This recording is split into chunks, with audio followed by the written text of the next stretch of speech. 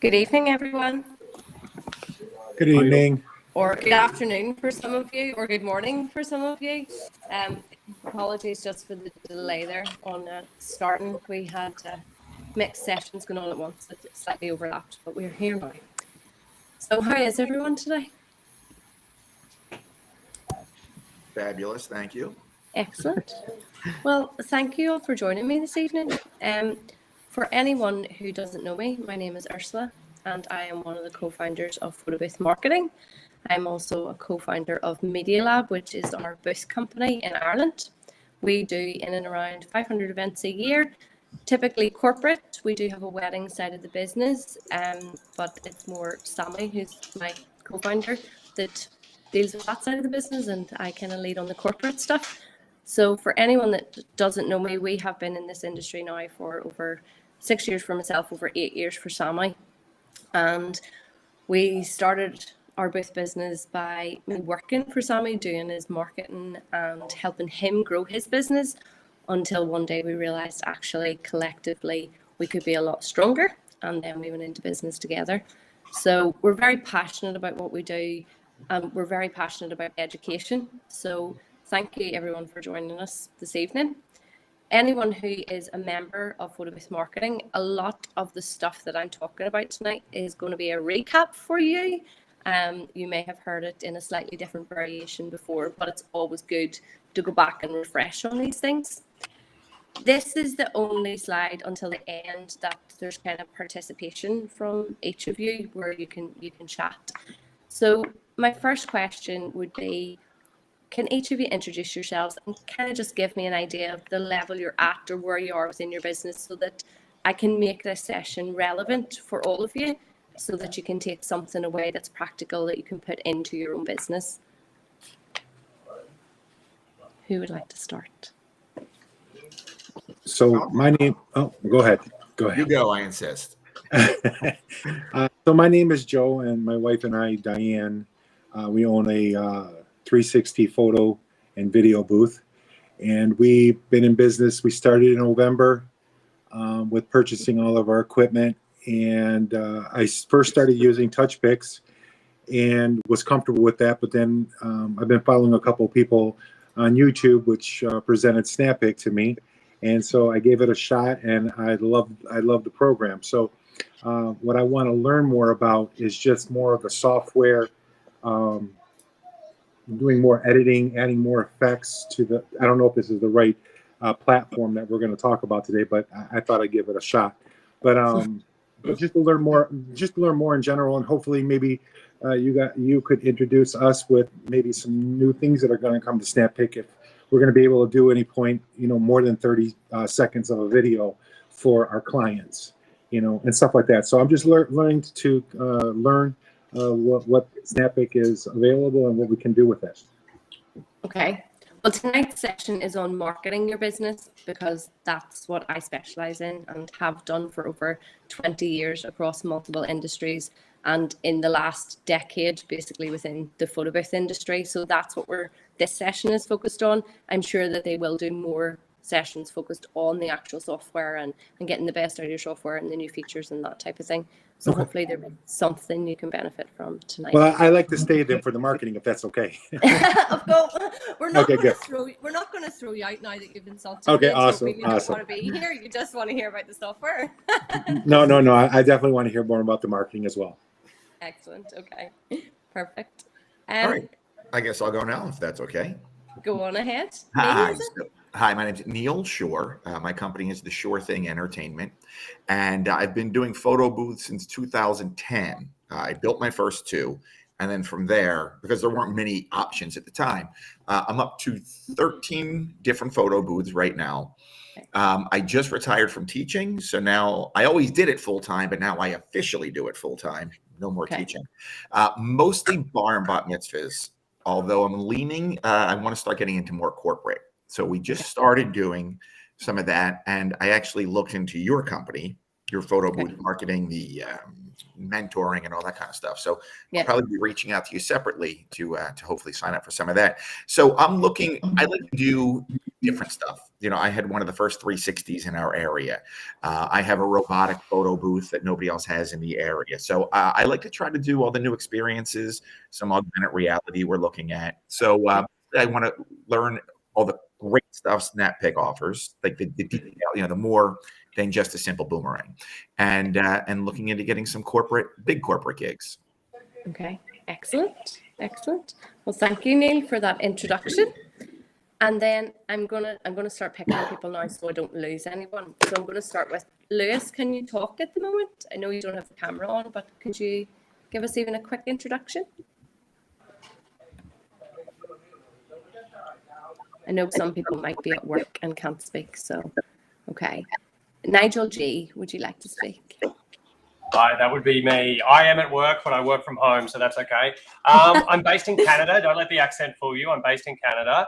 I've been in the industry starting in Australia since about 2012, working for a company, but then I took their technology to Canada and started running it here. Got decimated by the pandemic, obviously. And then only recently, maybe in the last 12 months, have I started sort of getting back into it as some of my old clients started to reach out to me. And I mean, who am I to say no? So I decided it's time to maybe get back into it. So I moved over to Snappic as a platform. I used to be on a different platform, which I won't mention, but Snappic I'm very, very impressed with. So I'm here for the marketing info too, but also I'll slip in there. Snappic's been good to me. So yeah, that's me. Excellent. And then Sammy, do you want to do a quick intro? Well, you've already done my intro. You do your own intro. Hi, I'm Sammy. I have the same accent as Ursula. I started photo booth and I was a wedding DJ for 15 years initially, and then I got suckered into buying a selfie mirror. So I bought it. Like many of us, got served a very pretty ad and got suckered into buying one. So they got really busy really quickly, moved from one booth to 4 booths within about 6 months, and it's been going ever since then. As I said, Ursula is my business partner for disclosure, so the numbers she said are right. Yeah, we do about 500 events a year. We try to stick to corporate because it pays a lot better than social and bridal, but we do both, and we have 2 separate entities for both of those markets. So that's how I ended up here. And continued. Thank you. Josh? Oh. It's okay. I can go after him. What I was doing was running along the screen so I don't lose anyone. But I think there are some people that can't talk, so you go ahead. No, thank you. My name is Alejandra. I'm the owner of Fantastic Photo Booth Rentals. I'm located in Washington, D.C. So I service all the Northern Virginia area. Okay. This is my 2nd year in the photo booth industry. I have a background in photography. I operate with the salsa booth, but I'm trying to venture into Snappics to learn more about that. I have been reached out a lot recently from corporate events. I just don't know how to price them, or so there's different from weddings and birthday parties and stuff. So I'm kind of scared to like overbid or underbid. Underbid, yeah. Yeah. So I'm here for that. Excellent. And let's see. Tracy, Christina, I better get this right. Caitlin and Katie, is that right? Didn't get it all right. Hello, I'm Tracy, and I'm with Katie here. Hi. I'm a little bit we've been in the business for 7 years. Okay. I've been working for 2 years. And I think similar to everyone else, we're looking for more marketing. Okay. Excellent. Well, we'll give you plenty of tips tonight and tricks that you can use within the business. Thank you. Chris? Oh, that would be me. Hello. Hi, Chris. I'm also up in Canada. And I have been, this journey, it started as more of a fun thing. But I've been in the photo industry since 2003. Worked for some of the biggest software companies in the world. If anyone is really into photography, someone might remember AC/DC. Anybody? Yeah. So I was part of that growth way back machine. And we became the 4th largest software company in the photo space in 2003 up to 2007. So I've always liked that. And I started a few of my own companies. So I own several companies right now and employ about 12 to 14 people across various industries. And this started in 2018, where one of my clients said, "You just kind of introduced me to this." And I'm like, "Oh, that looks like fun." And I retired. Oh, I forgot to mention why this started. I retired in 2015 and I got super bored. So then I started looking at, well, what can I do? So I saw this, and this has become like a little Achilles heel for me. It's super fun and I love this. It's like probably the most fun job I've ever had. But challenges is staffing. I've always liked the software space where you don't put people in because people make mistakes. And this business requires people. And it is becoming one of these little, how can I get rid of all these people? How can I dumb this down so it runs itself?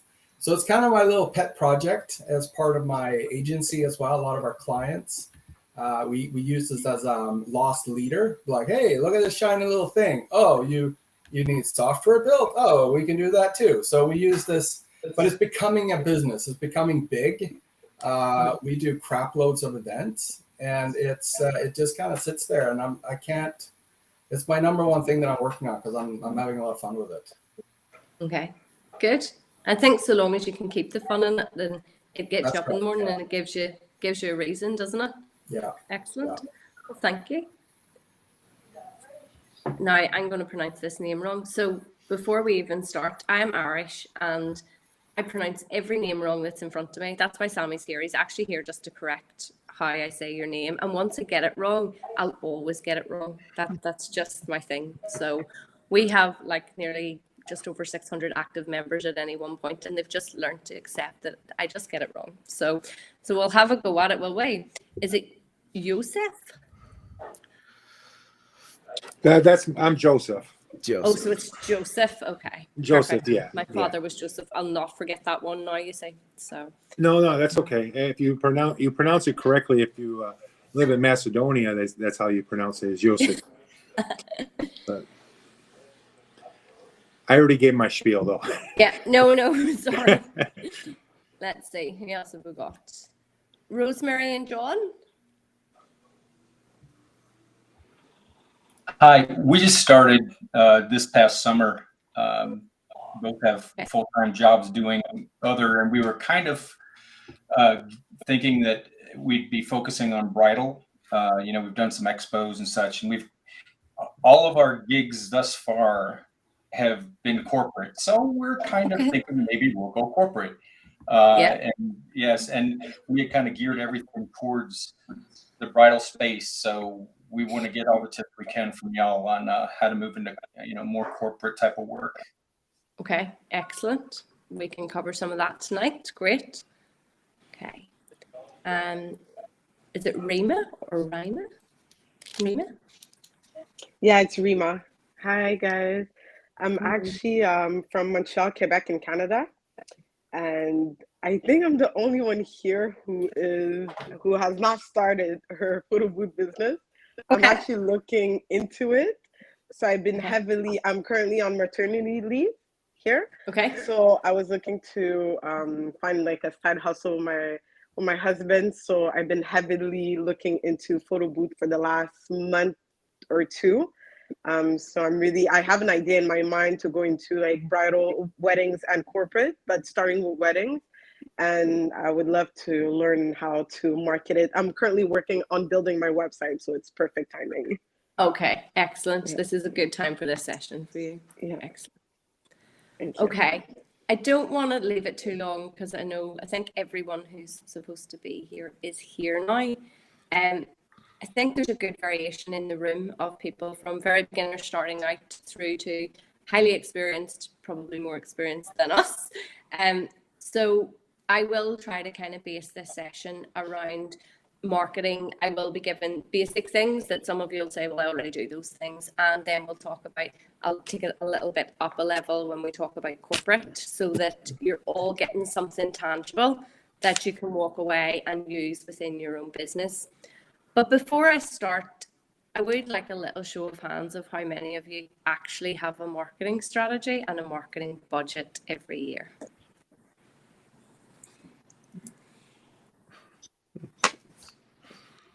Okay. Okay, that's not bad going. That's a good start. That's a good start. Okay, so I'm going to kick off, and the first thing we're actually going to talk about is marketing planning versus marketing fails.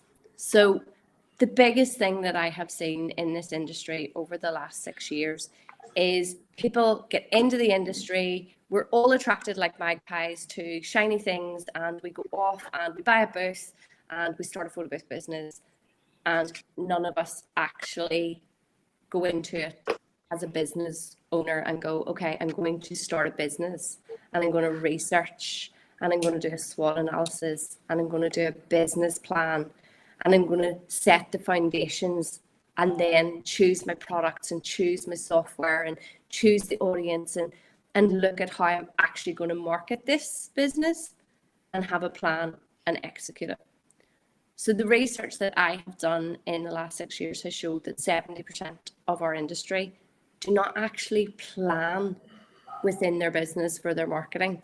So we are in a low entry market. You know, people see us out at jobs and think, oh, that looks easy. And then they Google online and they see they can pick up a booth for $2,000 and they can go and download a software and I can go and do this. I can start this. And yes, you can. And there's lots of people that's how they start and they become very, very successful. But ultimately, as soon as you make that purchase, you become a business owner. And there is so much emphasis needs to be placed on the research that you put into your business, and it needs to happen on a yearly basis. So it's not just one and done. You need to look every single year, and this is the time to do it. You know, end of October, coming into your last quarter of the month, sitting down and saying, okay, what did we achieve this year? Where do we want to be next year? And what do we need to do in order to get there? And I'm not saying go and spend 6 weeks on a full business plan. I mean, even just a basic SWOT analysis and a basic business plan to get you started, that is something that you can always refer back to, that you can always look back to, and it keeps you on track, and it also gives you that chance to set goals and set yourself ambition within the business of where you want to be. And a business plan is there to be flexible. It's not one and done. It's not something that you write and then you put it in a drawer, which so many of us do as business owners, because the business takes over and then we work so much in the business instead of on the business that we forget to go back to those research stages, to go back to that business plan, to go to that SWOT analysis and actually look at what our strengths are, our weaknesses are, what the opportunities are, what are the threats in our market. And everyone's market is going to be different. But the main things I would ask any of you to look at before you even think about marketing is doing that basic SWOT analysis and a basic business plan, and choosing the products and software for your business around what that plan is outlines that you want to achieve. And then looking at your target audience. The biggest thing that I see for any industry is they go out to do marketing and they just go out, all out, and they do everything rather than focusing down and niching on one target audience and doing it really, really well, and then moving to the next target audience and doing it really well and having it running like a well-oiled machine. People just go out and they throw everything at everything, and then they can't understand why they're not getting the results they expect to get. So identify your audience. Who within your business gives you the most opportunities and do you want to go after? And we'll talk more about that in a moment. Then the next thing that is absolutely crucial to your marketing is your content creation. So every job that you do, making sure that you're doing video snips, that you're doing really good output, that you're taking pictures, that you're pulling as much content together as you can, because ultimately we are content creators. You know, the word photo booth owner should not be language that we use when we talk about our business. We are content creators. We are photo marketing agencies. We are photo and video marketing activations. We are photo and video experiences when it comes to wedding or social. A photo booth is a tool that we use to do our job, but we're not a photo booth company. You know, so it's getting that mindset and marketing yourself at a level where people understand they're paying for your expertise. They're not paying for a booth. So the first thing I ask you all to do is actually to plan and then execute that plan and get the results that you want, and keep evaluating and go back to that plan. And part of every business plan, there's always going to be a marketing plan within that.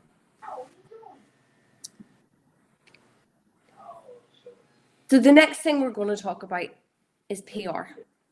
So PR, which stands for public relations, is brand management.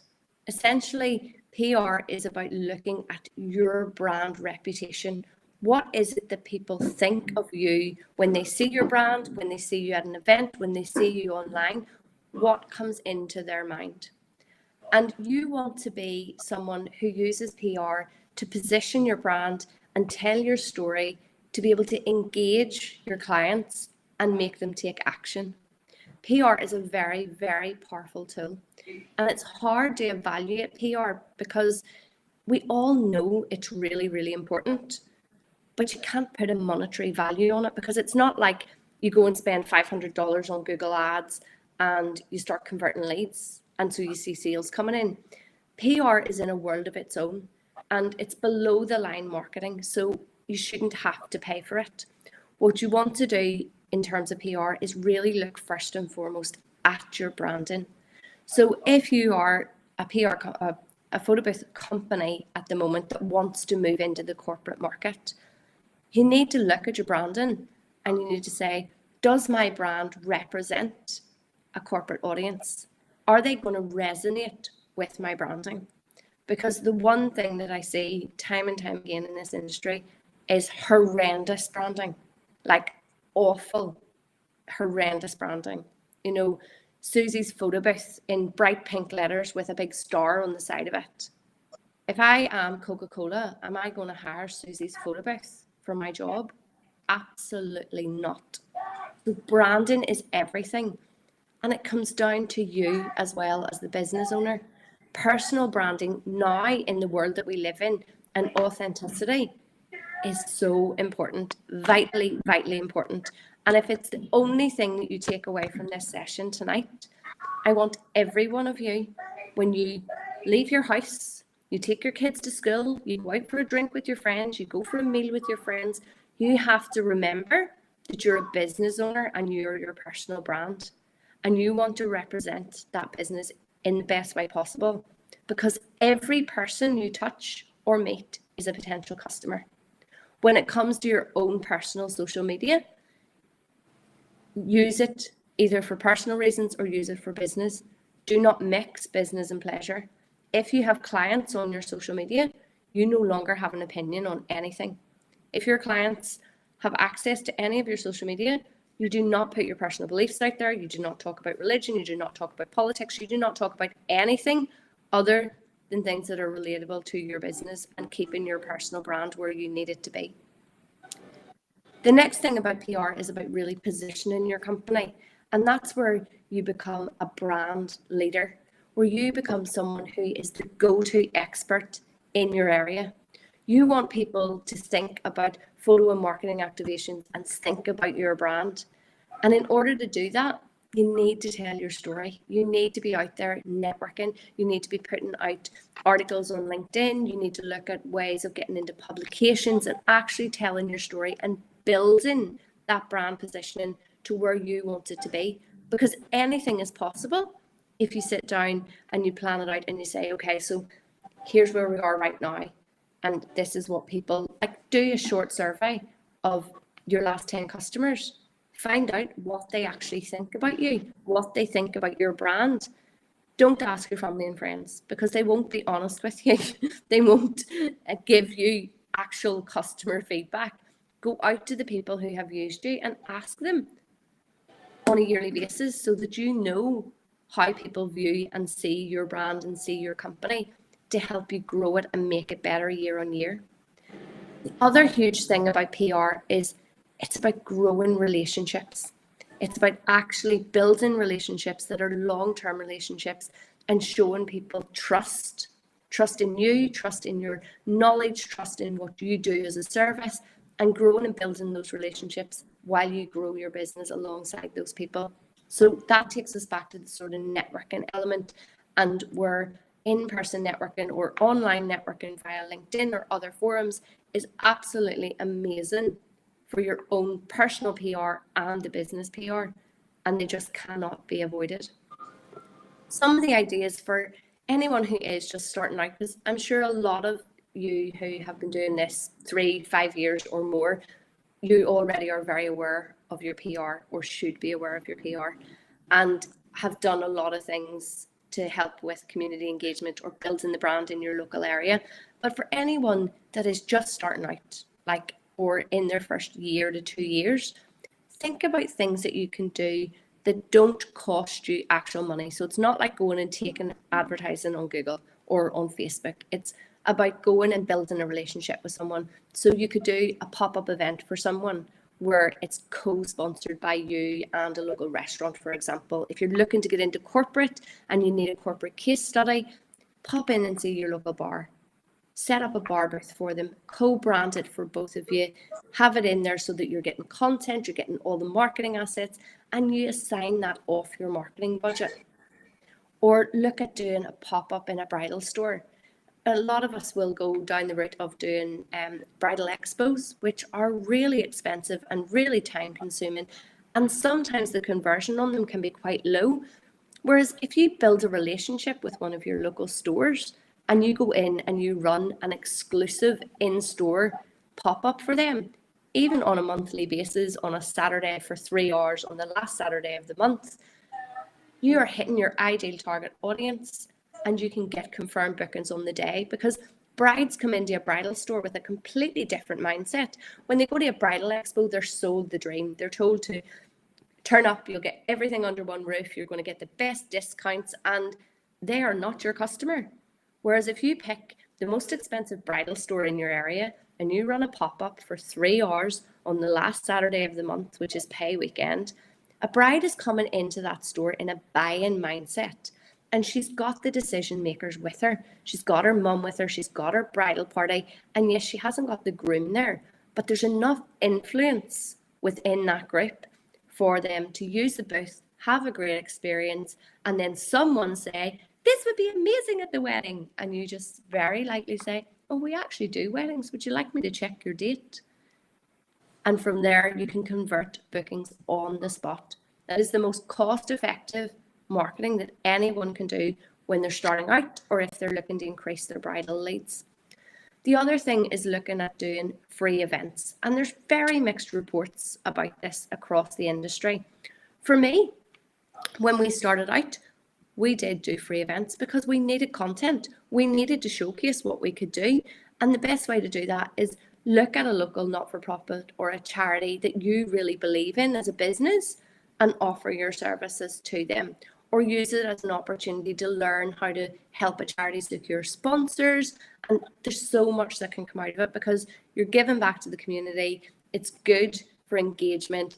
It's good to show that you are a company that cares about other people, and you are giving back. Now, we do one charity event a year and we put it out and people have to apply for it, and that's all we do. That's our now. But it also helps that when charities phone and are looking at discount or looking at us to do free events, we say, well, we already allocated our event for this year. If you'd like to apply for next year, you can certainly do that. But these are all PR activities that you can carry out within your own market, and all you're using is your equipment and your time. And you might have to put a little bit of marketing budget in if you're going to do printing and into design because you want it to look good. but you're going to get the marketing elements out of it that you're going to use time and time again. So you need to look at it as an investment into your actual brand and your brand positioning.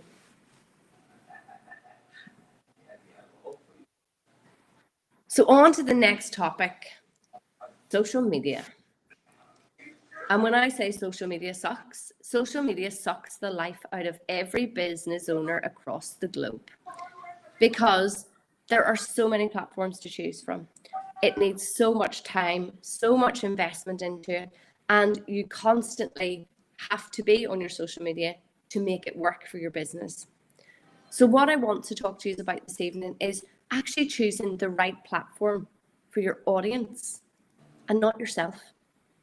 Because too many of us go down the rabbit hole of marketing our business in a way that we see the brand rather than looking at what is the audience going to engage with, what is going to resonate with the person I want to buy from me and to use my services.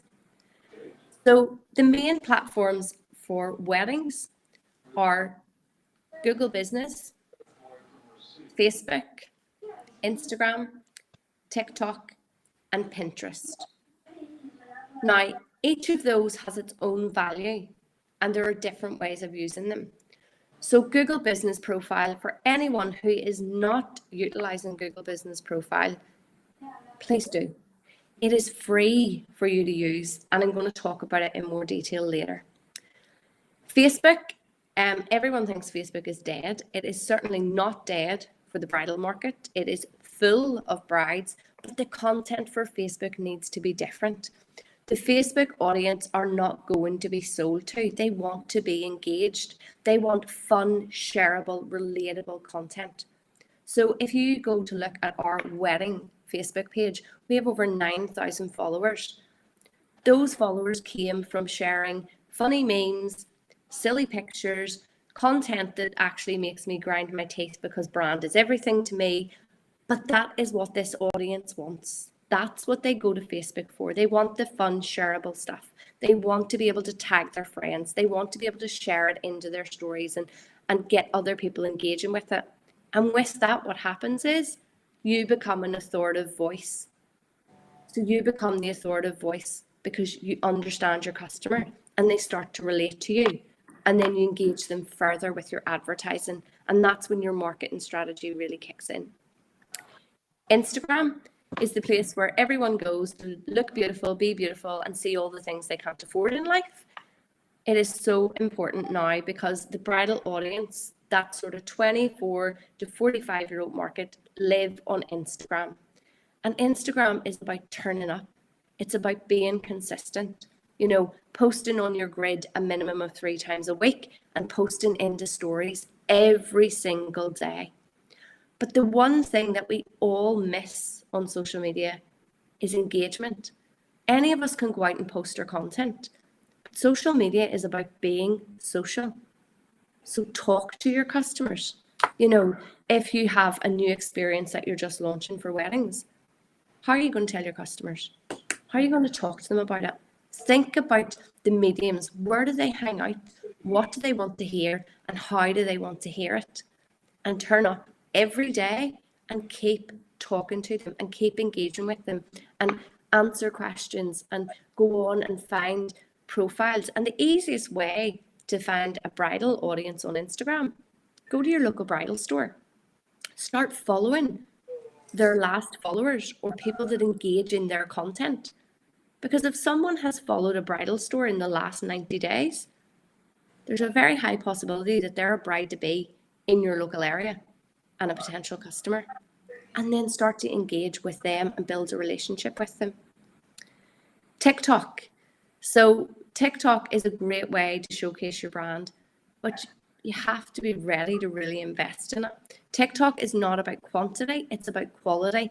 But again, it's about being consistent. So if you're going to do it a minimum of once a week and do it really well and engage the audience. Search the trends, look at what other people are doing and do it better. A lot of people have forgotten about Pinterest, and Pinterest is awesome for weddings and it's awesome for backlinks and SEO because it is such a trusted and valued web source.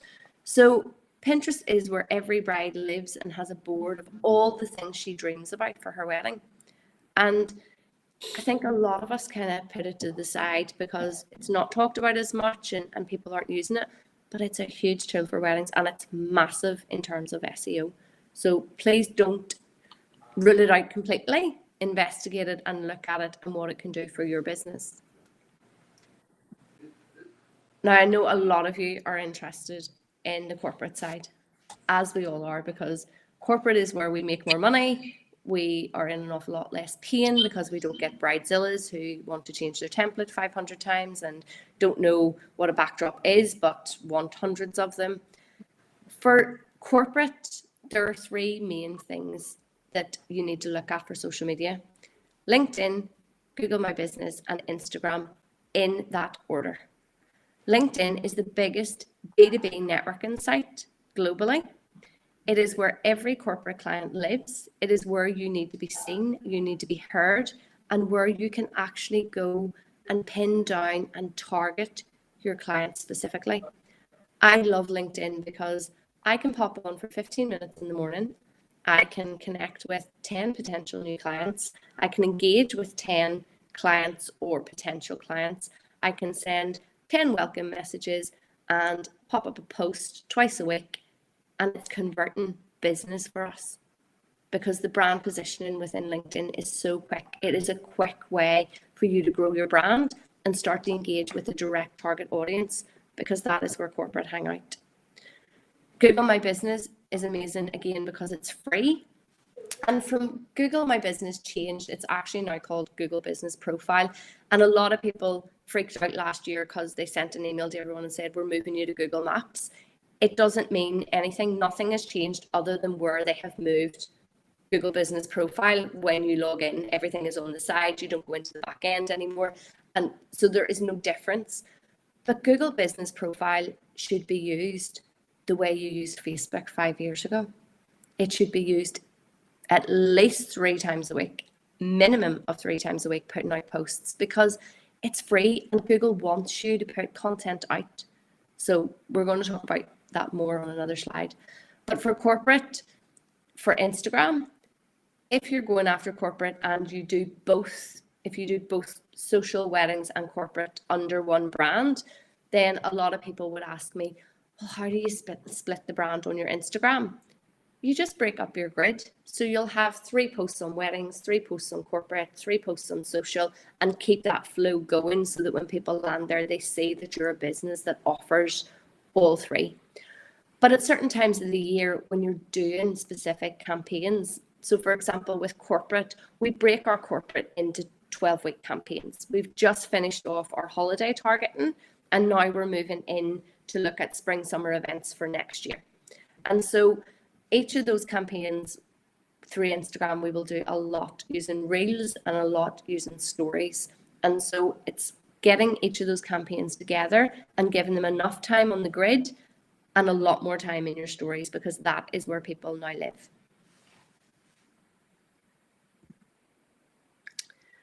So Google My Business. As I said earlier, Google My Business is a free profile that Google offers to every business owner. You need it because it positions you to a local market. It is where most of your customers will come from, because Google is the biggest search engine globally. And it's actually really simple to use.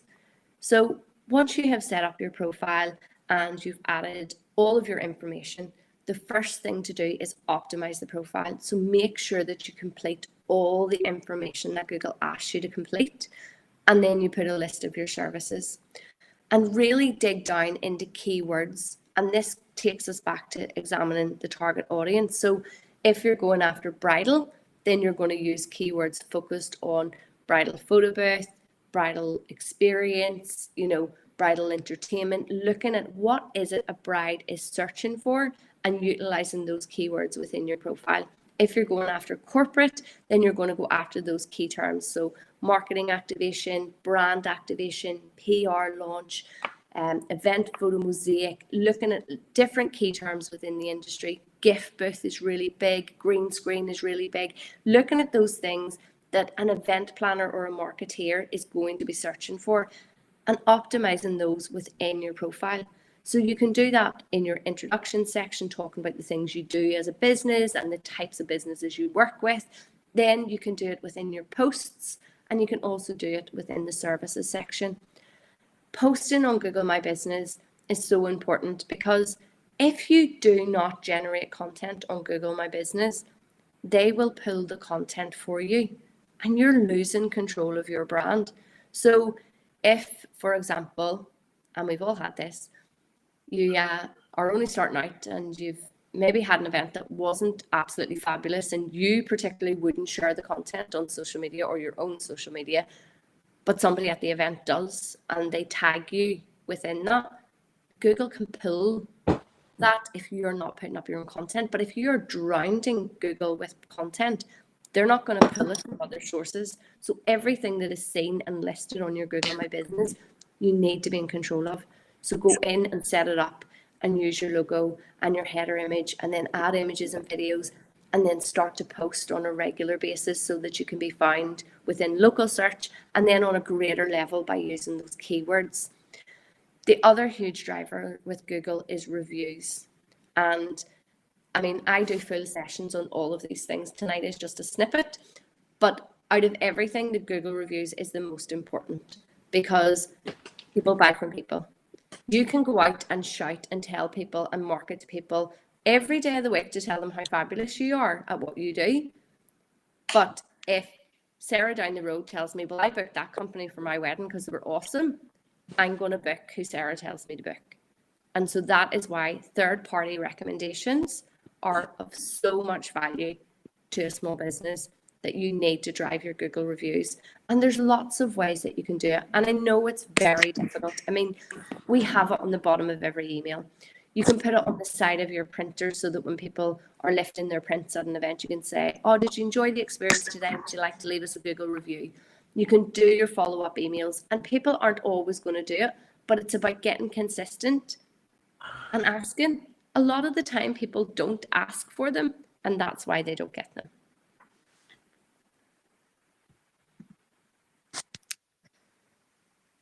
SEO. So SEO scares people a lot of the time when I talk to them. So what is SEO? It's search engine optimization. It is how the search engines see, view, and rank your company depending on your website. So the first thing that you have to do is actually look at your website basics. You know, when I land on your website, do you tell me who you are, what you do, and where you service? Within your website, are you using written and visuals to showcase what you do as a company? Do you have a blog section where you outline those key skills and show what you have done for other people? Looking at the key things within your website, right down to the basics of, are you tagging your images? Is everything on your website optimized for web? So when I land, does the page come up within 3 seconds to 5 seconds? All of these things Google and the other search engines are looking at in order to rank you. So if you're putting the work in and you're using your keywords and you're using H1 headers and H2 headers and alt tags, which is just a technical term for getting into the back of the website and actually telling Google or the search engines what it is you want people to see or why they need to find you. You're making their job easy by doing these things. And once you have the basics right, it's about actually becoming that thought leader. So sharing those blogs and case studies across social so that you're getting social alerts coming through and building the credibility of your website. Backlinks. Yeah, we have to do laundry. For years, backlinks were outsourced and people were doing it in kind of strange ways. They're so important, but the most valuable backlinks that you can actually get for your booth business is from other vendors and from reviews and getting people to use links within them. Social alerts. So actually getting people to tag your business on social media. Now, we all know you put a website link into social media and it absolutely messes up the algorithm and your posts get no reach, but it is giving you a social alert. And so it helps with those backlinks, and they are important. And SEO is getting more and more specialized, and it gets deeper, and it changes every single week. It is changing and it's adapting because the search engines are getting smarter and they're getting clever. So 10 years ago, I would have been saying to you, okay, so you're just starting your business today and you want to cover this area, this area, and this area, and you want to do weddings. Well, we're going to set you up 10 landing pages and we're going to optimize them and we're going to make them specific for each area. And we are going to hammer the shit out of the content and we are going to do content marketing and get it out there. But the search engines are smart now. And so they're clicking on to the tactics that people used. Like, one of the biggest reasons that people are losing their Google reviews is because a black magic SEO tactic was to set up loads of Google business profiles and get fake reviews. And so Google are now trying to take control of that and pull back. So they're smart, you know, and things are always going to change. But if you actually invest in the brand and invest in your website and take the time to do the basics right, and a website is a little bit like your business plan. It's not one and done. You don't spend $2,000 doing this amazing site and then just leave it there and hope that it works. You have to keep updating your content. You have to keep adding blog posts. You have to keep driving people. And if you want to get really technical and into the higher end of SEO, you need to be using someone like reviews.io, which are verified reviews, and having that on your website and pulling through. And there is so much that you can do without spending hundreds of thousands of dollars to help with your SEO. And then you can spend hundreds of thousands of dollars to make it really good. If you want to rank first and stay first, then you really do have to invest into it. But the basics, we can all do as small business owners, and we can all be very successful at it. And if we put together all of the things that I have talked through this evening, and you do a little bit of all of those things every single day, you will see growth in your brand reputation. You will see growth in your engagement. You will see growth in your inquiries, and you will see growth in your business. You just have to take small steps and do a little bit all the time and get consistent with it.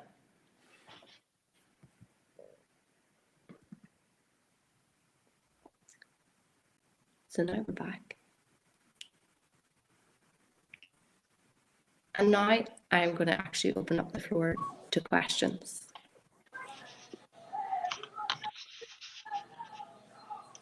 Does anyone have any questions? Hello? Hi, I actually do. Hello. Hi there. Go ahead, Denise. Hi, I'm Denise. I had a question. You were talking about LinkedIn and how you can you use it every morning, specifically in like what ways. I've only used it for like resumes and like applying for other jobs and like networking in the HR world, but okay. I've never used it for photo booths, so I was a little curious about it. Okay. So for me, LinkedIn is where I can do my networking and connect. When it comes to the corporate market, we're in this really advanced place where we can choose who we want to target. If you want to go after corporate clients, what you can do is start your research with Google. So start on Google and say, okay, 10 local companies I want to work with. If you've never done corporate before and you're trying to get, say, holiday parties at the moment, using it as an example, you search 10 local companies and pinpoint, these are the companies I want to work with. And then you go over to LinkedIn and you search for those companies and you connect with their company pages, and then you connect with their employees. So you look for the employees, office managers, HR managers, event managers, PR managers, anyone in communications or events, so that they start to engage with you. And then what you can do is just send them a nice welcome message to say, oh, it's really nice to connect with you. I look forward to finding out more about you and your business. And at the bottom of my welcome message, I sign off my name, and underneath I have a link to, we've just launched Christmas, and a link to go and look at our Christmas pitch deck. You know, so I'm not selling to them in message. I'm just selling to them, but they don't know I'm selling. You know, like, and then what you're doing, yeah. And it's about building relationships with people, and people come back and say, oh, it's so nice to connect, and oh, I've had a look at your pitch deck, and if we've any events coming up, I'll get in touch, you know. But once you've opened up that conversation, then you can start to sell to them throughout the year, you know. And that's about, with corporate, you can be very, very targeted.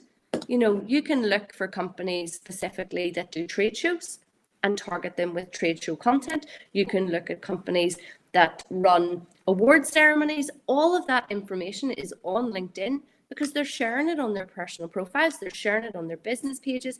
It has a wealth of information there. And it basically is the Google of the business world. And you can go in and be so specific on who you're targeting, who you connect with, and building the network that you want to build that's right for your business. So if you're starting out with corporate and you just want to go after local companies, then get in there and nail down those local companies, find the right people, connect with them, send that message, and a few weeks later, pick up the phone, speak to those people, and start to build those relationships. And then if you get really into it, I use a premium account where I can actually dig right down into demographics and right down into very specific targeting. But LinkedIn is an amazing tool for corporate. Ursula, when you get a moment, I'd like to ask a question if the other young lady is done. Does that answer your question, Denise? It does. It does. Thank you so much. Yeah, go ahead, Joseph. So I got a couple of questions, actually. And I noticed you left off a main platform on there. I was wondering about what you felt about YouTube and creating your own content on YouTube and posting your work and your performances, like a before and after shot of your events that you're doing. Is that a good marketing strategy as well? Because I'm just now looking at my other screen to even start creating a YouTube channel. But I wanted to make sure that, because I hear people get paid for it, but I don't want to get paid. I just want to put my information out there. So when we're talking to the potential client that has no clue what a 360 is, hey, go check either out our website or check out YouTube and you know, Starlight Studio Events. Plug it in, and it'll show you, gives you multiple videos of what we do as our branding and as our production.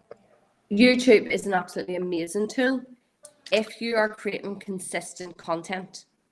So the biggest problem that we find within this industry is we are content creators who don't create content for our own businesses. We go out and we create content for all of our clients and everyone else, but we don't do enough for our own business. But if you have that content, yes, certainly. And the best way, Joseph, to use it is do YouTube video. Shorts are really popular at the minute, so you can do those kind of before and after and do small snippet videos. Sammy is the video man, so he can step in here at any point with me. But what we like to do is take a video, post it to YouTube, write up a case study or a blog post for your website, embed the video into it, and then share that across all of your social media platforms. And that is content marketing. And that is content that keeps coming and keeps giving, because once you've done it once, you can keep replicating that content. You can keep putting it out time and time again. And so investing into that content creation and doing that, absolutely, if you have the time to put it into your own business. If you don't, then you go and you use a service like Photo Booth Marketing and you just download the content and put it up there. And just make sure, the main thing with Google or with YouTube at the minute is making sure that you're titling it with keywords, that your content has keywords within it, that you're using hashtags, and that you're using those social plugs as well for your website, so linking back within the copy. But yes, certainly YouTube is great, and YouTube advertising is fabulous for weddings as well, if any of you are interested in digital ads or investing into that. Okay, and then my other question, I don't know if this really goes for the marketing or anything like that, because I know a lot of photo booth companies don't primarily attach music to their videos, where we do. We add, because I've done it with video, with music, and without, and it just looks like you're bringing your phone camera there and with nothing, and it just looks kind of awkward. But when we do our marketing, when we're posting on Instagram, my wife does most of the marketing. A lot of the social media sites won't let us put our video there with the music because of the copyright for the songs and stuff like that. So how do I bypass that situation so I can at least get the content out there, because I just think that music adds that extra oomph to that video. Well, the first thing, and you're not going to want to hear this, but you shouldn't be using that music at events because it's against copyright. But you can find really good royalty-free music. Like Sammy is the king of finding royalty-free music. We do not put out videos without it either. Yeah. I'm glad that there's a DJ that used to be there, because I'm in law enforcement. I've been doing it for 23 years. I'm looking to retire. And you're breaking the law by stealing people's music. No, because it's just not right. I had an attorney look over our contract and everything like that. But here's the question that I have, and I've been asking multiple DJs this question. A DJ is getting paid for a service at a wedding, at whatever function that they get paid to do, and they're playing all these songs. And these songs, they don't own them. They're playing them from their soundtracks that they put on their system. So what is the difference if a DJ plays it or a photo booth company takes a snippet of that song and just puts a 30-second intro into their video? I think there's a difference, Joseph, in a live performance, which you can buy the rights to use the music for. In the UK, it's called a PRS license. I don't know what it is in the States, but I think there's some difference between a live performance and then using music to actively promote a business online. Yeah, so you need a corporate license, because what you're doing is you're using that music and using that content to promote your business. Okay. Yeah, so that's the first time I've ever heard Joseph, don't get discouraged. I spent hundreds of hours on royalty-free music websites. There are some unbelievable music out there. Artlist, Soundstripe. What else is there? I'm sorry, what was the name of those again? I'm sorry. Artlist, A-R-T, list. Artlist. L-I-S-T? Yeah. Okay. Soundstripe would be another one. I'm sorry, what is it? Soundstripe. S-I... S-O-U-N-D-S-T-R-I-P-E. Soundstripe. Okay. My accent doesn't make doesn't make these names any easier. No, it's okay. It's okay. Artlist would make Epidemic Sound would be another one. There is literally, if you Google royalty-free music, there will be so many of them. It will eat your life. And I am incredibly fussy. So I spent hours trailing through these sites trying to find the right music. But yeah, it's just hard, especially like when most of our clients have been weddings thus far, which I'm happy about. But it's sad because when the couple wants to have their favorite song, when we put them on the 360 platform, they want to have their song playing while they dance they experience that 360 effect. So it's so hard to say no to a client. That's just what I experienced. Yeah, I think you just have to explain to them it's a different medium. I mean, you can buy a license that allows you to play music at a live event where only a certain amount of people are going to hear it. I mean, but once you transfer that over to an online presence where essentially thousands of people could see it, and you're using it to actively promote a business, they're two different things, and it's just about managing the client's expectations and educating them how it actually works. Okay. Yeah, well, thank you for sharing that. If the client goes, Joseph, to share it onto their own social media, the song's not going to play anyway. So they're going to be disappointed. But there's been instances where when they do play it, it does show up on theirs. And we tell the client as well as their guests that you like Instagram. You can go to Instagram Reels, I believe it is, and you can add your own music to it. Yeah. So. And the same with stories. If they just put it out and remove the sound on the 360 video and add the song that they want. You can't do that on a private account. But if you have a business Instagram account, it's all royalty free. You can't use the cool tunes. So. And it's also, to be honest, it's they're never ending moving goalposts. The goalposts for it always move. I've bought royalty free tracks and had the rights to use them any way I wish. And then in 12 months' time, the royalty-free artist will get signed to the label. Then the label will move the goalposts, and they'll take all the rights to the music. They'll basically remove the rights for anybody else to use it. Then YouTube will flag it and say, well, actually, that's now copyright. Even though when I purchased, it wasn't copyright. They're never-ending moving goalposts. But generally, if you stick to royalty-free music sites, generally you're going to be 90% of the All way. right, cool. All right. If the Well, thank worst you thing so you much have for to do sharing. is go back and change a song, it's not the end of the world. Yeah. Well, thank you so much for sharing. I appreciate that. Okay. Neil, did you have a question? Yes, actually, as I mentioned in the beginning, I looked into a few months back what you offer at your membership. So, and I see you have it posted up there. So I'm wondering if you could tell us a little bit about a little commercial for you now. Oh, good. We like it. Right, do you know what? So I'm really bad at this. When I do these sessions, I never talk about who we are and what we do because I'm not here to sell to you. I want you all to learn something this evening and to go away. So I will keep this short and brief. Photo booth marketing was started because Sammy and I were doing content marketing for our own business very, very successfully. And part of that was creating video content. I was doing social media, doing the ads, doing the blog posts, the email marketing, and other owners within the industry seen how well we were doing it and started messaging Sammy saying, can I buy that video from you? And so it got to the point where Sammy was rebranding 80 videos on a Sunday night for people and having to send them individually to them. And I was doing the marketing for 22 owners globally because I also own a marketing company. And it got to the point where we sat down one day and we went, there's a massive need for this in our industry. How can we do this? And how can we make it cost effective? And how can we make it that everyone can be a part of it? So we started what we thought was a little website, and it was $150. Well, it was actually cheaper when we first started because we didn't realize how expensive it was actually going to be to run.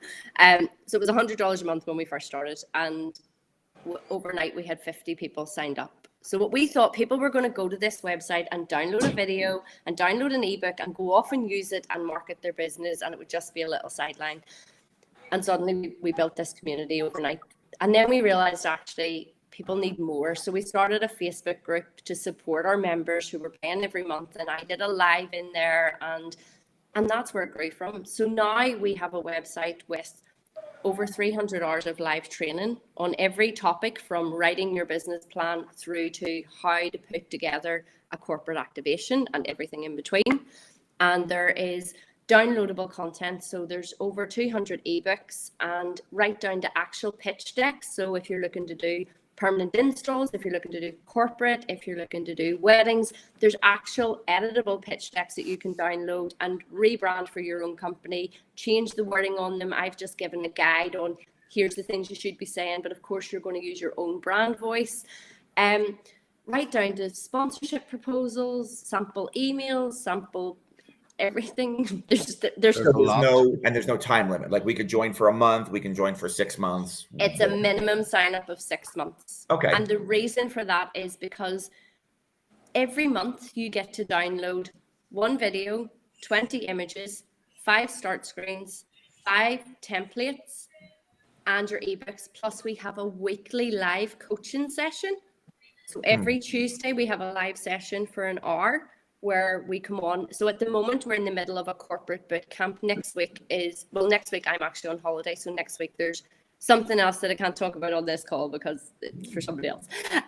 But we do. So for example, we will do a training session, say for example, with Snappic. We will do weeks where we'll bring in like software companies, or we have George who is our technical director and does that kind of training. And then the week after, we'll finish off our final session on corporate is how to actually run a brand activation from start to finish. So we've already covered, week 1 was on what is the difference and what do you do. Week 2 was how do you find those customers. So we covered, and see there's questions about LinkedIn. We did a full session on LinkedIn and I went live and showed people how to do it. But there's mountains of information in there. The reason that we ask for a 6-month commitment is because marketing has to be consistent and it doesn't happen overnight, and you need to commit to it. But also we're constantly creating those new resources every single week. We're adding ebooks and those pitch decks, and Sammy's doing the videos and the images, and we are constantly keeping that site. And in order to keep it going, we have to have consistent, because you're getting like $2,000 worth of content every single month for such a low fee. Yeah, there's 9,000 photos on it, 9,000 promotional photo booth photos, and there's over 600 videos. So like there's no excuse for any of our members not to have the content they need to promote a photo booth business.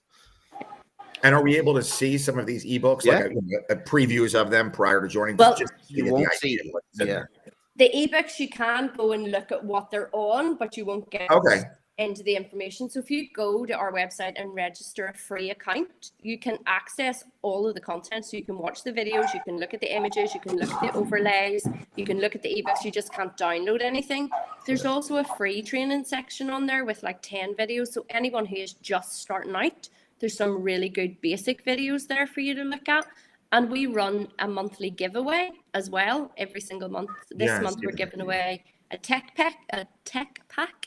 So, and the blog, like I've written 2 years worth of blog posts on lots of the topics that people are looking for. There is so much information on there even before you start.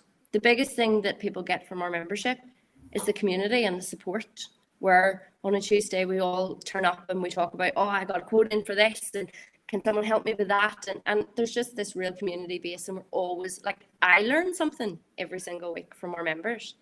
So yeah, people talk very openly about what they're charging, how much money they made last month. That's incredibly open.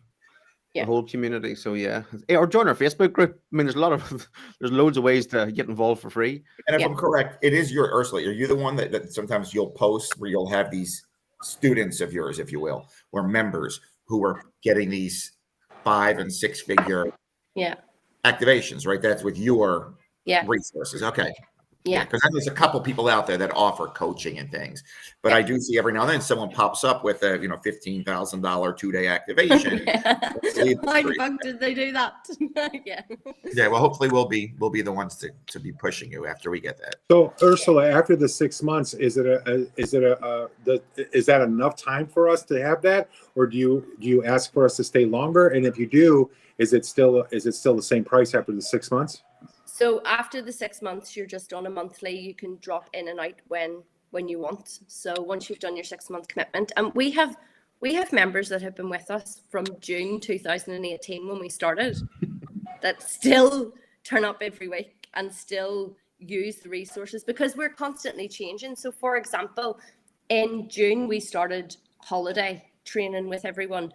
We gave our members 5 holiday concepts. So we give them the pitch deck. We created the assets. You can go onto our site. Those assets will be launched at the start of November.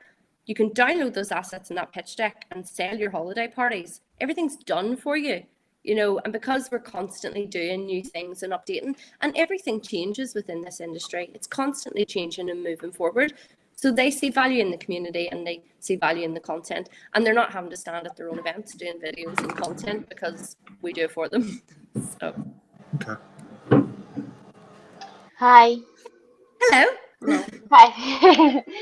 Sorry, I have 2 questions. Okay. So the first question is, I do have 2 different accounts on Instagram. I do have one for weddings and one for corporate. Yeah. And I was wondering if that's the correct way to handle an Instagram account, or because I heard that you said that we can post 3 wedding posts on a line and then 3 corporate posts. I did separate it, but I wasn't sure if that was okay. Separating it is the way to go. What I was talking about there was anyone who has one brand and is using that brand to target both. But if you can separate them, then yes, because when you're marketing, you should be marketing specifically to your target audience. So for example, we have 2 brands. We have Media Lab, which is our corporate brand, and we have Booth NI, which is our wedding and social brand. And they both have their own websites, their own brand identities, and their own social media platforms, because the audience is different. When a corporate lands on a wedding site, they see wedding booths, and your wedding booths are priced differently. Your wedding experiences are not going to be priced the way a corporate is. And that's one of the big things that people will say when I start corporate training. Well, what is the difference? There's a huge difference, because with bridal, you're going out and you're given an experience. Oh my God, when it comes to corporate, you're managing someone's brand and you become part of their marketing team. So you've done it the right way. A lot of the time, it's just hard for people to invest the time into doing both, but you've done it the right way. Okay. And then thank you. And the second question is, I saw on internet, I don't remember where, that placing your website on every single post, it helps on the SEO. Is that right? Or On what type of posts? on Instagram post, or no, not No. at all? Okay. Using Instagram to actually tag clients or getting people to tag you is of much more value. Now, it's okay to do a post and put your web address underneath in the comments, but don't overkill it, because again, it's these SEO tactics that people are saying, oh, just put it out everywhere. Well, actually, Google can start to penalize you if you're seen to do Okay. tactics where it's not correct. Got it. All right. Thank you so much. You're welcome. Does anyone else have any questions? Ursula, I have another question. I'm sorry, but I don't want to take away from the group, so I'll wait if anybody else has a question. Okay, Christina, do you have a question? I can't hear you.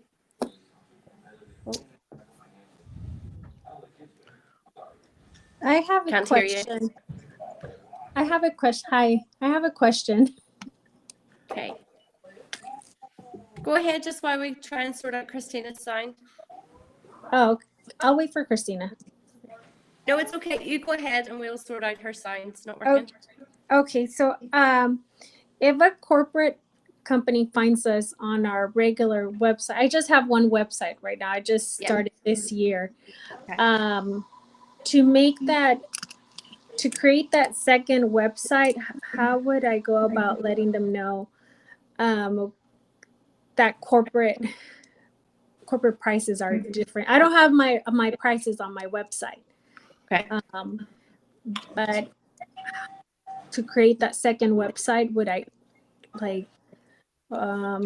I make it a new name, or how do I? What's your current brand? What's your current name?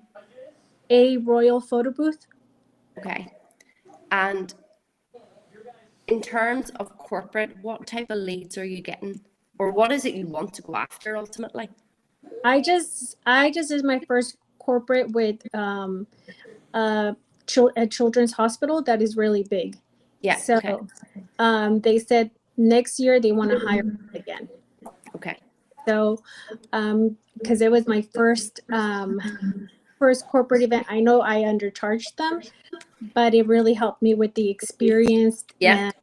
And the guy was really nice, because I put on my receipt, I put promotional value. Yeah. So they know next year it's going to be a bigger price, which he would say there's no problem to charge them whatever I want. Excellent. Well, when it comes to the name, automatically when you use the word photo booth within your brand, you start to limit yourself in terms of the business growth. Okay. Because right now you might only offer photo booth services, but what if you change those services? What if you start to add video booths? What if you start to do custom activations? What if you look at long-term lease and permanent installs? Suddenly you're not just a photo booth company. So right now your brand works very, very well for social, for weddings, and for low to medium businesses or enterprises, and they're going to find you, and that's fine. Now we have our parties, weddings and social business is called Booth NI. When we get corporate leads through that website, we forward them to Media Lab. And I just respond to the emails as Media Lab. We don't even introduce it. We don't say we're passing this over to our corporate division or anything like that. I just reply as Media Lab, and people never question it, and I've never had someone say, well, I didn't ask you for a quote, because you're starting a conversation with them. And because they're not embedded into your brand and they might have worked with you before, they're not going to notice, so it's okay to do that. But for now, what you could do, if it's those kind of like schools and churches and hospitals and sort of those local enterprises, are going to go with a local photo booth company because they like to support local companies. Just put a landing page on your site site that showcases the corporate clients you've worked with and the work that you've done for them, so that people know that you do wedding, social and corporate, and make sure that it's visual on the website that you do all of those things. Okay. And as you grow and you want to start targeting the bigger marketing activations, that's when you need to start looking at either a new brand, if you are called Sarah's Photo Booth or Royal Photo Booths, or growing your brand if your brand name is something that can be split into divisions. You know, there's lots of ways to do it and grow the brand as well. Do you have a video and training on that? We have done multiple videos on branding, yes. Okay. And it always leads, I see Patrice is one of our members and she's laughing because our calls are meant to be an hour, and those calls always go on into the small hours of the night because They're never on time and they're never an hour. So, but yeah, there is lots of material on that, and there's lots of schools of thought on it, because branding it's a science, you know. But the one thing you have to remember, branding is about 70% of your business is about your branding, because people are attracted to branding. And once they're attracted to it and you've found your tribe and you're marketing to that audience, then they're always going to go after your brand, and they're always going to relate to your brand and give you brand loyalty and continue to be your customers. So it is so, so important. And no word of a lie, when we first started photo booth marketing, we have done one-to-one coaching sessions with people, and 90% of the people I spoke to, I had to say to them, your website is shit and your brand is shit. And it was a terrible conversation to have, but I am very Irish and very blunt. And if you're losing money because of something that is so fundamental to your business, it's my responsibility to tell you that, you know. So it's a huge thing. And people start a business and they go to Fiverr and they get a logo. A logo is not a brand. A brand is meant to be the identity of your company. It's meant to showcase who you are, where you want to grow to. It's what you want your customers to feel, and you need to feel and be embedded in it. And it comes right down then to your brand messaging and how you talk to people, and then into your marketing materials. And it's a process and it's a science. And so many people just disregard it and go, well, I've got my logo now. Please don't be a logo person. Invest in your brand. Okay. Thank you. Thank you very much. So have we got sound, Christina? No, Christina, we don't. Christina, do you want to type it into the messages? Type it in, because I'm actually going to go through. There are some questions in the messages, so let's go through. Okay, so hello, Ming. Nice to meet you. I hope that you've learned something from this evening. And first question, how do you increase your followers on LinkedIn? I just started using it and I only have 8 followers. Okay, so LinkedIn is a fabulous platform because you can connect with people, and it's about growing your network. First and foremost, you have to optimize your own personal LinkedIn page. You need to have a really nice professional headshot, because we are content creators. I do not want to go onto LinkedIn and see photo booth company owners with crap headshots, because straight away, am I going to book someone who can't even take their own picture properly? So really good headshot, and use your cover photo on LinkedIn to actually showcase who you are and what you do. Because if people don't read your profile, at least they can actually get a quick snapshot of the value that you can bring to them. Then the next thing is to actually optimize your profile. So showcase who you are, what you do, and why people need you. And then start to post on LinkedIn a minimum of twice a week, so that you're building content, you're building that engagement, you're showing people who you are, what you do, why you're credible at what you do, and starting to build your network. And then go and connect with the people you want to work with. I've just realized my laptop's about to die, so I'm going to grab my charger. But go and start to make connections with people. And because you're starting out, it can be quite difficult, because you have to kind of look for first degree connections. So it can be worthwhile. Like I think I'm up over 5,000 on my LinkedIn now, but my LinkedIn page is 10 years old, and I used it in the marketing and event space for a long time. So I have a great following. What you can do is take a premium account that'll cost you like $79 and be able to connect with people, like 100 people a month, just for a couple of months to grow it. Or connect with people locally. Look at local vendors in the wedding industry. Like, vendors are your friends, because you should all be supporting and networking and helping each other. Once you hit 100 followers, you can then set up your LinkedIn business page and you can start to invite your followers to that. Also, a really clever technique for LinkedIn is if you start a monthly newsletter, anyone who you personally follow will automatically be invited to that newsletter as well when they connect with you. So LinkedIn it's awesome. Like, it can do so much. And as I say, I have done a full session on it, and we'll probably do another one because there is so much that you can do on it. But those are just the basics to start with the followers. Let me just plug this in. There we go. Okay. So hopefully that has answered the question. So Jeffrey is asking to expand more on backlinks and how to encourage exchange of backlinks with other vendors. Okay, so how do you engage with vendors? There's really simple things you can do. If you're out doing a wedding, make sure, one, that you introduce yourself to the venue manager and become their best friend. Find out who the other vendors are. Like, turn up early for your events. You know, I see people all the time in Facebook groups going, like, the wedding planner wants me to be there 3 hours early. Well, I see that as a networking opportunity, because if all the vendors are there at the same time setting up, that is your opportunity to speak to the florist and speak to the room dressing company and speak to the DJ and speak to everyone who's involved in terms of the vendors and become friends with them. And after you leave that event, go and leave that vendor a Google review, because the chances are they will then reciprocate that for your business. Engage in their content on social media. Share their content on your social media. Be their friend first and let them follow. Write a blog post up about the wedding that you did in this cool venue at the weekend, and here's all the other vendors, and give them a backlink and ask them to share that onto their social media. Be the person who holds out the olive branch, who's the one that's trying to build a local community of vendors that work together, and start to build backlinks that way.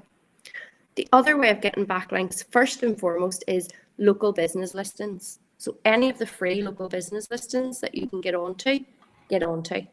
Have a look on Facebook for local business networking groups and on LinkedIn.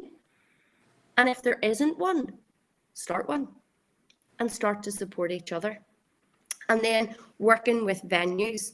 So some of the venues will have like preferred supplier lists. That takes longer to achieve those relationships, but those are just some of the things that you can start to do to encourage backlinks. But if you make the first move, a lot of the time people are very quick to reciprocate and to work alongside you. And creating content with other vendors is a great idea, even for social media. You know, doing social media takeovers on Instagram, and when you're at a venue and you've arrived an hour early, walk around the venue, talk about the venue, let your followers see that you're in that venue and you work that venue and that you're a trusted supplier at that venue. You may not be a preferred supplier, but as far as the person watching that video is concerned, is you're in that venue right now to do a job. You know, so it's all about building trust with people. And backlinks, yes, they can be difficult, but again, ask. So many people talk about these things and don't just ask. Is there any opportunity to work with you? How could I write like guest blogging for other people? Could I write an article for your website for you to publish? And now we have all these AI tools that are awesome, but with caution, I do say. So use AI to help you to come up with ideas and put things together, but rewrite it, because AI only puts out what other people put in, and the chances are that you will get done for duplicate content if you use AI solely and do not edit it. So hopefully that's helpful, Jeffrey.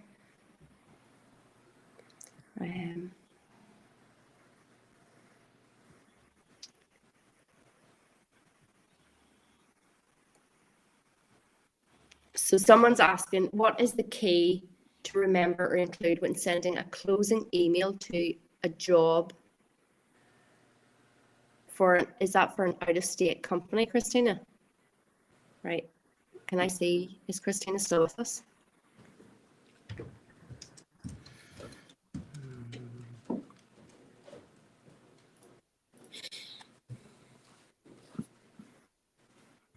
Christina, are you still here? Yeah, I'm still here. So what's your question? I just I'm new to the business, and I'm sorry, I'm driving around to my son's conference, so my camera's off. Okay. I would like to know what is key to know or remember when closing a job, sending that closing email out with whatever information is to be provided to this company, especially because the company's out of state. Okay. And So, they did mention they would like to continue working with me, so I kind of want to keep that relationship going. So have you done a job for them? No. Okay, so this is just closing down a contract or securing a job? No, I completed the job it was a conference of 9,000 attendees this past weekend. Okay. And it went smooth like butter. I was amazed. So I kind of want to keep that momentum. Okay, did you do an event report for them? That's what I'm closing. I'm providing them with all the analytics of the job and everything that Snappic provides for us, and just kind of just making it neat and kind of tailoring it to their logo and the event profile, basically. Yeah. So what I suggest you do is you're going to send that event report, and we actually have like a Canva template that we use for our event report. So we'll take the analytics out of Snappic and we put it into a template. And then at the bottom of the template, we also give them their their links to download the content. Correct. Within the email, then I would follow up just to say, attached is your event report from X, and give the details of the event with a summary of what the outcomes were. So whatever the objective was for that event, really make that stand out to say we exceeded the objective. We were delighted. We hope you are. And keep a conversation going, and then ask the question, have you had any other events coming up that you'd like to talk about? Right. And that's what brings me to ask this question, because they do have events that are out of state, and they asked if I would be willing to travel with them, which was amazing. And I just said I'm open. I'm not going to say no, but again, because this is my first time, I was shocked. But so you've done an awesome job, and what you do is you set up a call with them. So at the end of that email, the response would be, here's your event report, everything went well, here's a summary of results, let's set up a call to discuss your other events for this year. Perfect. And let me know when suits. And within that call, Christina, don't even have to necessarily look at traveling with them. Like, there's other options you can do. You could sell them long-term lease. I mean, if they're coming to you saying, we have 10 events this year, brand up a booth and sell them a long-term lease, train them on it and manage it, or white label out to other people in the areas they're in. So have that meeting with them to find out what they're doing, first of all, and then look at all the options they can have and give them a beautifully branded pitch deck with all the options available. But that's an amazing opportunity. Thank you so much. I'm a big fan of you. I saw you at PBX earlier this year, and you're awesome. And when I can afford you, I'm going to subscribe to you. But thank you now you've made me blush. You've made me blush.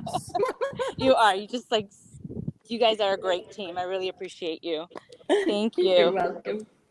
So, Michelle, you can also use PBM content to sell new services before spending your own money on equipment. So yeah, marketing is a fabulous tool within this industry where you can market a product or service that you don't own and take bookings for it and be able to buy it.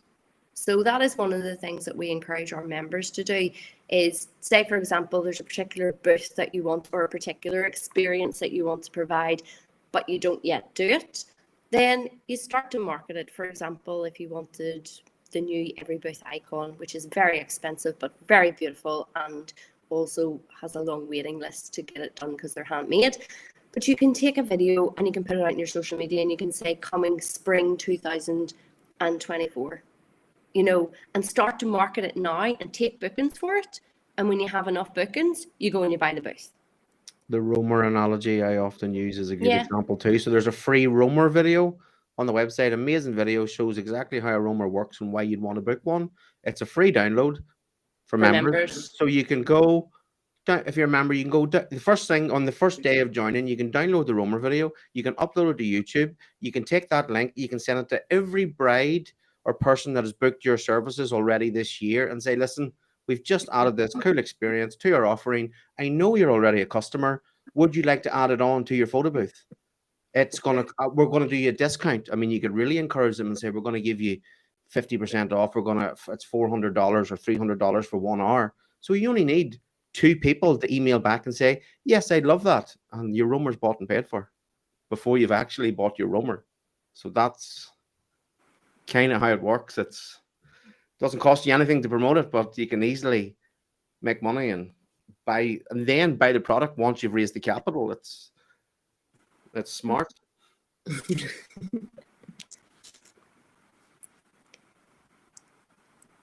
So, does anyone have any final questions? Ursula, one question. Go ahead, Joseph. And then I'll leave you guys alone. No, we just got an email. We just got joined, and you're gonna be my star people for the next 6 months. No, don't say that. Don't say that. I did 2 things. I checked out that art list. I'm actually looking at it right now. Yeah. Okay. Really quick. Two things. We just got an email for a corporate party. This will be our first corporate party. Okay. That we're doing. So that's awesome. Anyways, my wife does a lot of posting as far as like running specials. Is that a good tool to brand our company as far as running specials, to like on the off months that you're not really busy, or during the week? We're trying to use more of our photo booth during the week, so we're running like some specials. Is that a good marketing strategy as well? It depends on what your marketing strategy is for your business. Everyone's marketing strategy is going to be different. Within our business, we don't offer discounts. It's like someone phones. So we don't charge by the hour. We charge per experience. So someone will say, well, what if I only want it for 2 hours? Well, it's the same price.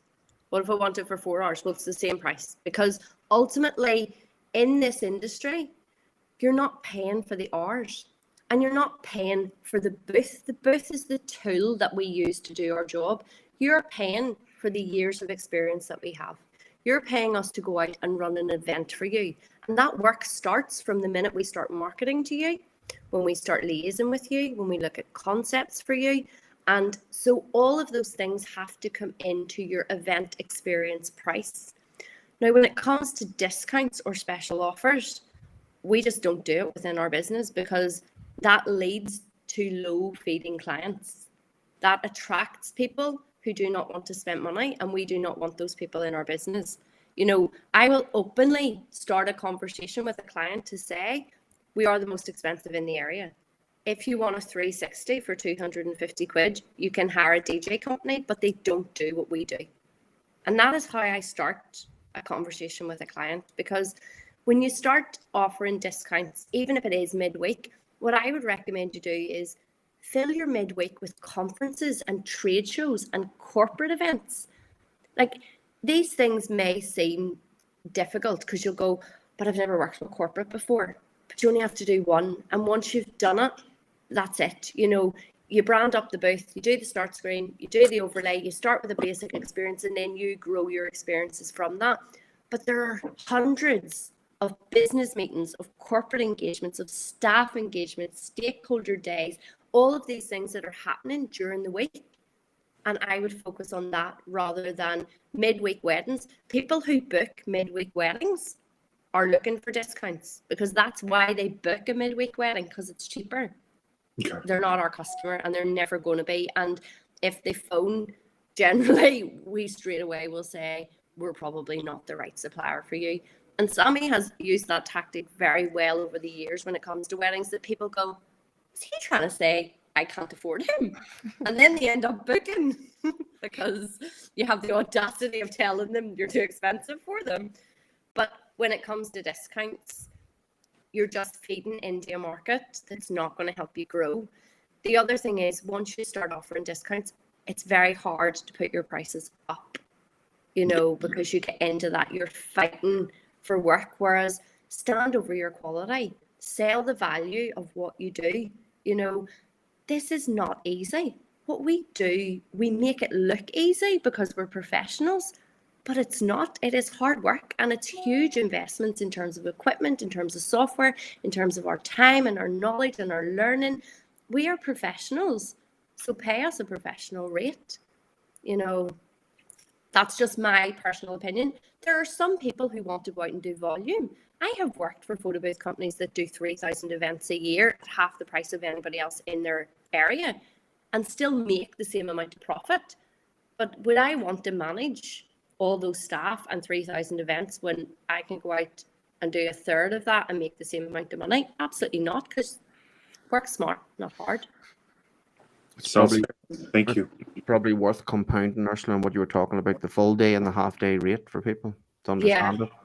So within the industry, everyone does the whole, well, I've got 3 packages. I've got a 2-hour package, I've got a 3-hour package, I've got a 4-hour package, or they call it bronze, silver, or gold.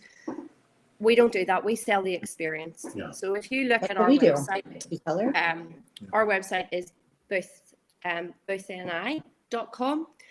When you land on our website, we sell you an experience. So you can book a wedding booth, a gift booth, a video booth, a 360 booth. But you're not booking by the hour. You're booking an experience. And our weddings are all a standard 3 hours. If they want to go above 3 hours, 3 hours is a half day.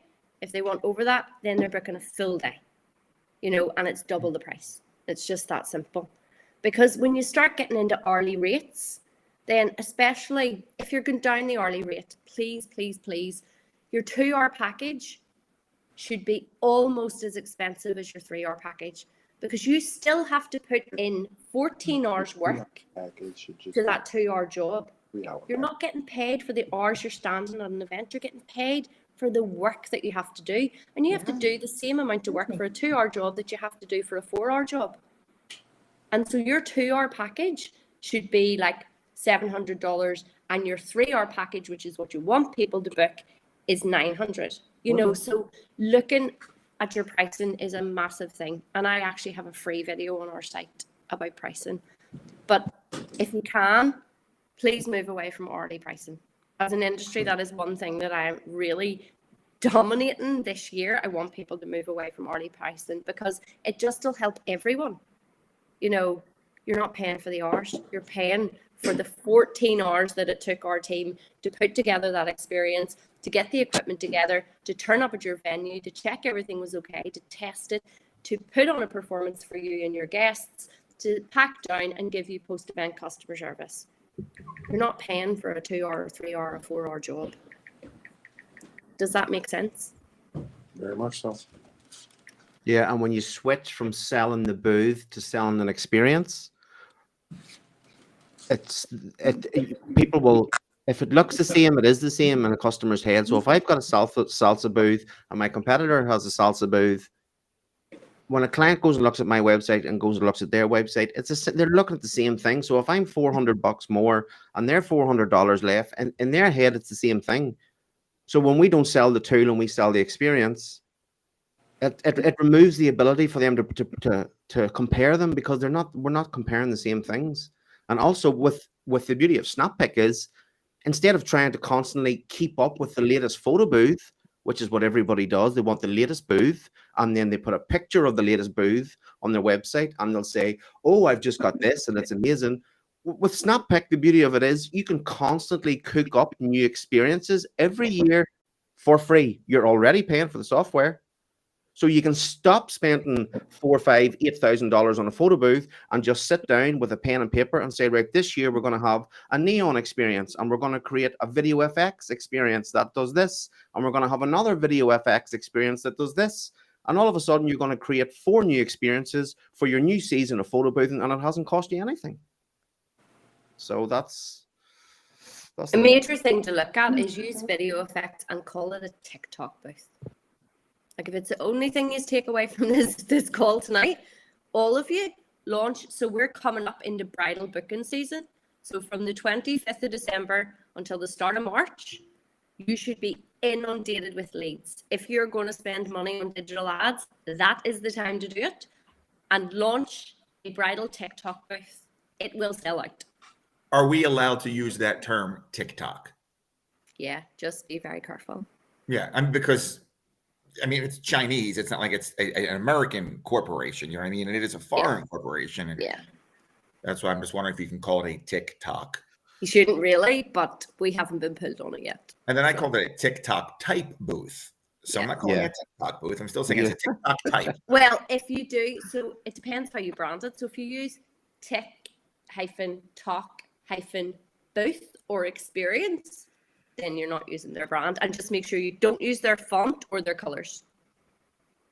It's much easier just to create themed things. Like I can click up 5 on the spot. Let's do a neon booth. We're going to do a glam booth, which is black and white. Or reverse glam. Let's do an oversized prop experience where you go and buy massive oversized props. There's a million ways to cook up experiences that cost you nothing. You're paying for the amazing software anyway. So stop trying to keep up with photo booths and having to drop $5,000 or $10,000 every year to keep fresh. Just refresh your experiences. And then when people land on your website, they can't compare you to anybody else because your competitor down the road is selling a booth. Yeah. You're selling them the finished product that they're actually paying for.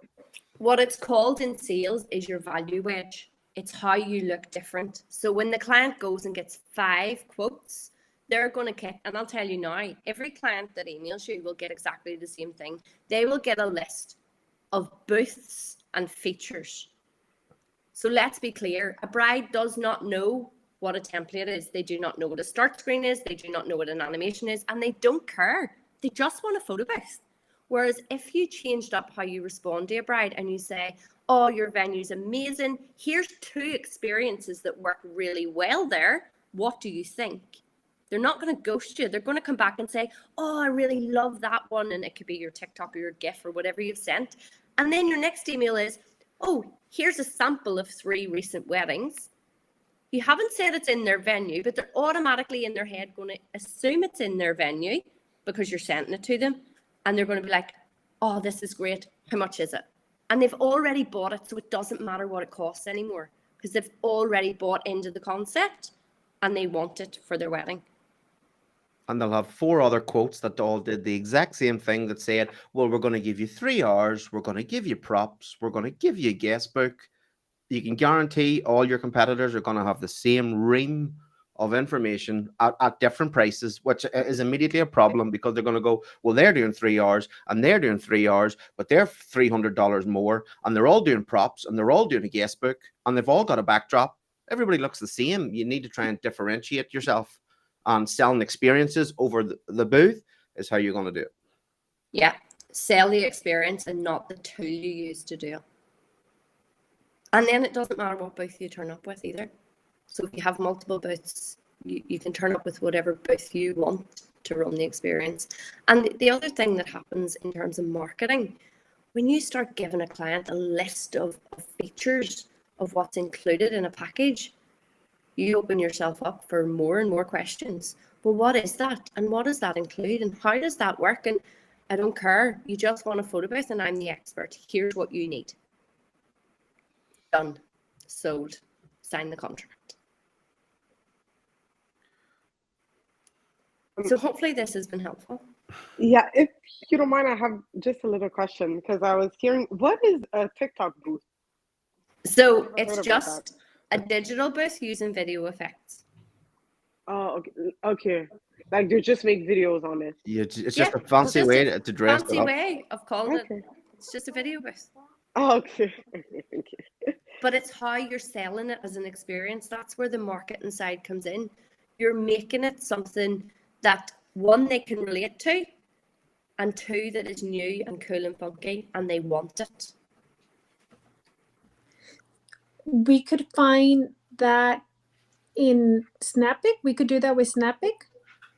Yeah, using video effects. there's no reason why you couldn't sit and put some time and money for a month and cook up 5 different video FX experiences with all different video backgrounds, like to say something ridiculous, safari theme, princess theme, have all these different themes, and they're pre-made. And now you sell experiences, and whenever people book them, it's not any extra work for you because you've already created them. You're just selecting the event, changing names on a template or an overlay if you have to, and delivering that theme or that experience that you've promised the client. So you could pre-make that and have them all sitting ready to go. And every year, like I said, change it, cook up 5 new ones, and then the following year 5 new ones, and you're never going to run out of experiences, and you won't have to constantly chase buying the latest photo booth. Learning your software and understanding the capabilities of your software will be what makes you more profitable in the next year. And Snappic are always ahead of the curve on everything. They're giving you the tools. Start to use them as a marketing tool for your business. Thank you, everyone, for joining. Oh, sorry. Just one last question. I'm sorry.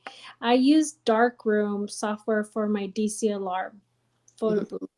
Yeah. But I feel like I'm always running into headaches with it. And some of their videos, they're helpful, but not as helpful.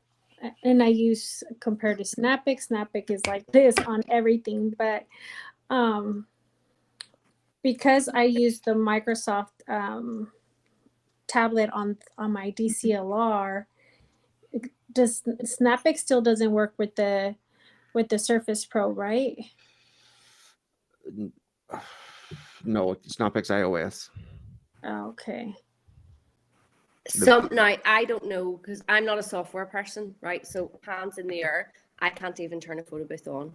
And I don't need to turn a photo booth on because I have a Sammy and a George for that. I market the booth and the experiences and all that stuff. So when it comes to software, I have no idea. I have a small understanding of it. You know, I'll sell it to a client and the boys go, but it doesn't do that, Ursula. We'll find a solution. The client loves it. But I did hear recently that it is something that Snappic are working on. So ask that question to the guys at Snappic to see what they say. That's awesome. Okay. Yeah, you can use it Snappic with a DSLR on an iPad. Okay. So what booth do you have? For the model is T12. So is that an ATA T12, is it? Okay. Hey everybody, if I can chime in real quickly. I also have a T12 running. I used to run a Windows computer, the Pro, and I bought a 3D printed thing that I forget his name, but I think it's Ming.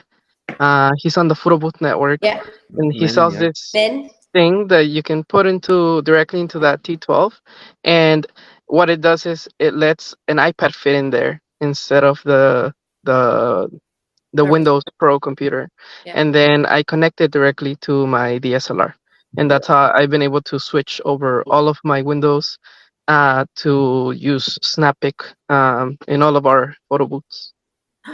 Yeah, that's right. 100% correct. So I can look him up. Ming. Yeah, that's actually Min, MINH. On Facebook, you'll find him. I think the company is called like 3D Booth Print or something. That's right. Yeah, exactly. Yeah. Sorry, I butchered his name. Thank you. Yeah, and it's an adapter, a template. He 3D prints and snaps in for your Surface Pro is what it's for, up to Surface Pro 7. So you snap it in, and then you can stick an iPad right into a Surface Pro. It's pretty awesome. Yeah, Min makes good stuff. He also does a zoom, a 3D printed zoom for the lens too, which is really we've 3 or 4 of them. I've just put his name into the chat, so if you search for him in Photo Booth Community, he will come up. Okay, that's awesome. Thank you very much. Excellent. Well, thank you everyone for joining us this evening. Hopefully you've all learned something that you can take away and use within your own business. And for anyone else that wants more information, Sammy and I also own Photo Booth Community, which is the free forum on Facebook. So please join there if you haven't. And we also have a Facebook group for our members, which is Photo Booth Marketing. So feel free to stay in touch with us and reach out and grow your business and get out there and market yourselves. Thank you all for joining me. Good night. Thank you, Thanks, Ursula. Thank you, everybody. guys. Thank you. Thank you. Bye. Thank you. Bye Bye-bye. bye. Yeah, Bye-bye. very helpful and awesome. Thank you so much. Brilliant. Thank you. Yes. Mom.